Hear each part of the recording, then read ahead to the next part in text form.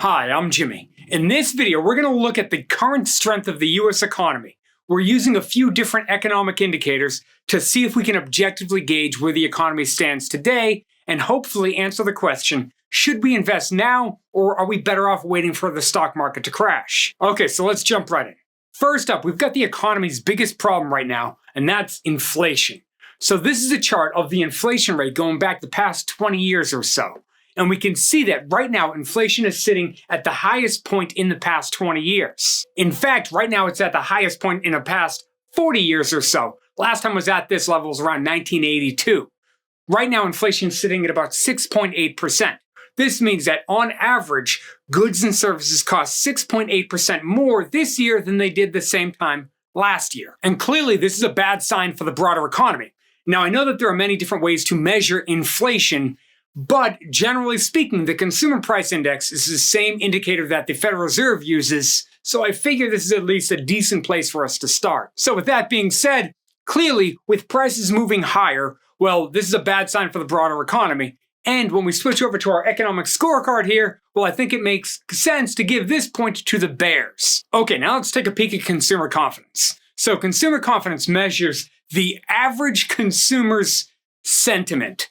Basically, the consumer's willingness to buy products and their overall attitude towards their own personal finance. Now, interestingly, consumer confidence dropped big after COVID first hit, which I suppose makes a lot of sense. That's exactly what we would expect.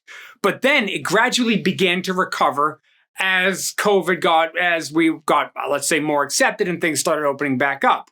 Although in the past few months, once again, consumer confidence has been dropping. In fact, it's dropped recently below the levels from where COVID was. When COVID first hit, it's dropped below that level. So clearly, this is a bad sign for the broader economy. This is going to be a point for the bears. So back on our scorecard here, well, we've got 2 negative points, so 2 points for the bears. Now, both inflation and consumer confidence are going to weigh down the economy, so these are important points to remember. But for now, let's take a peek at a bright point for the economy. Up next, we have the ISM Manufacturing Economic Indicator. So the ISM Manufacturing Indicator is put in place to help gauge the overall strength of manufacturing. It looks at industries like construction and manufacturing. Anything above 50 is the key level here. Anything above 50 implies positive growth. Anything below 50 implies negative growth. So clearly we can see with how high the current level for the ISM Manufacturing Economic Indicator is, clearly this looks like a positive sign for the broader economy. So this is going to be our first point for the bulls. Okay, now let's take a peek at the job situations. So clearly there's a bunch of different ways to look at jobs or employment, and obviously the better jobs look or the worse jobs look, the bigger the impact that's going to have on the overall economy.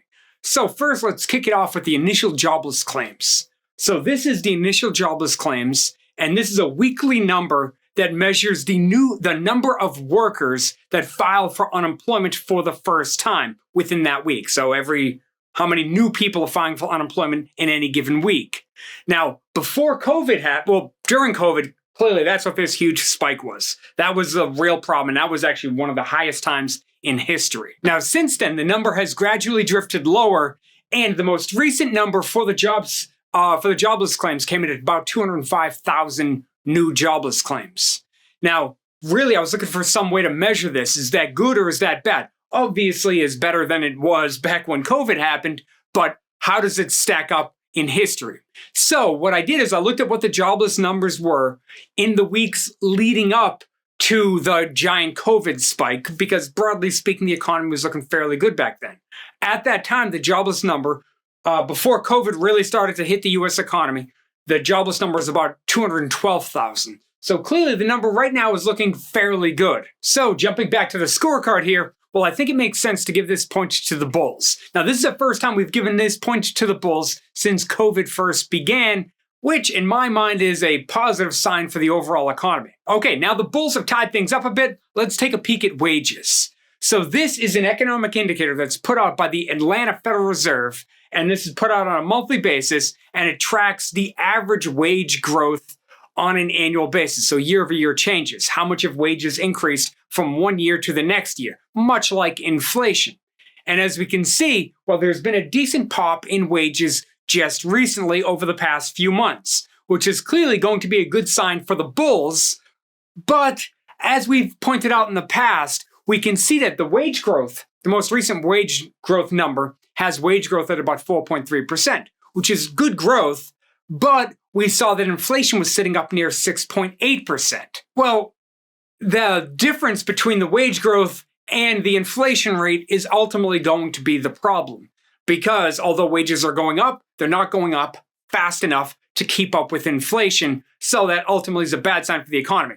Now, looking at wage growth independently, as I think we should, well, we got to give this point to the bulls. So over on our scorecard here, we got to give this point to the bulls, but I don't think I think it's very important that not all points are the same. They're not equal to each other. Inflation is overweighing what wage growth is doing for us. Okay, now let's take a peek at housing. So this economic indicator is housing starts. And basically what this does is it measures how many new houses are being built.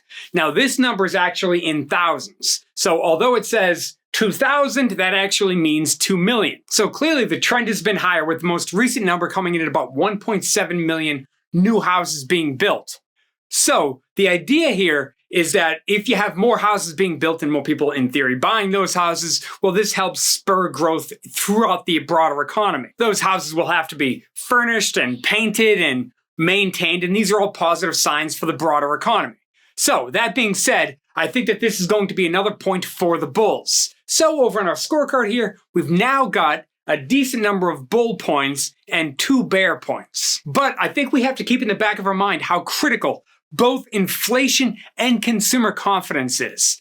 If the Fed starts increasing interest rates, which they might very well have to do because of rising inflation, well, it is very possible that that move alone could drag down the bull points right now. And then consumer confidence, historically, the consumer is what drives the US economy. So a lower consumer confidence number is crucial. If that number stays low, that could be a bigger problem for the overall economy if the consumer is not as willing to spend, which would ultimately hurt the economy. So I think it's important that we don't look at this and say, oh, this is cut and dry, the bulls are winning, so everything's going to be great. Clearly, the economy is more dynamic than that. So I think it remains a smart move for us to not try to time the stock market. I think we're far better off looking for undervalued stocks. And if we're dollar cost averaging, just keep dollar cost averaging. But if we're trying to pick individual stocks or even individual ETFs, I think it makes far more sense to try to identify undervalued stocks, and there are a decent amount of them out there. Now, if you're looking for a way to value stocks quickly, we're actually putting up a website where we could basically punch in a bunch of tickers and we watch as the fair value of that stock using discounted free cash flow and a few other methods we're going to be putting up there as well. We can run through those real quick to see if we could find stocks that look like they could be undervalued and worth a deeper dive. I'll leave a link in the description below for how to sign up to that website if you're curious, or how to sign up for the coming website. We also do some live streams over, and we have a private investing community over on Discord, so you get access to that while we're waiting for the website to be up and running. And one of the advantages, if you wanted to sign up now, is that what the price you jump in and pay for now gets locked in forever. We're going to increase the price at some point, but your price will never go up once you sign up and you stay as part of the community. Now, if you're not 100% sure how to research a stock, well, I actually did a video called 8 Simple Steps to Analyze a Stock. In that video, I walked through my whole process for truly understanding a company. So if you're curious, perhaps that's a good next video for you to watch. I got a link right here. I got a link in the description below. And thank you so much for sticking with me all the way to the end of the video. I really do appreciate it. Thank you, and I'll see you in the next video.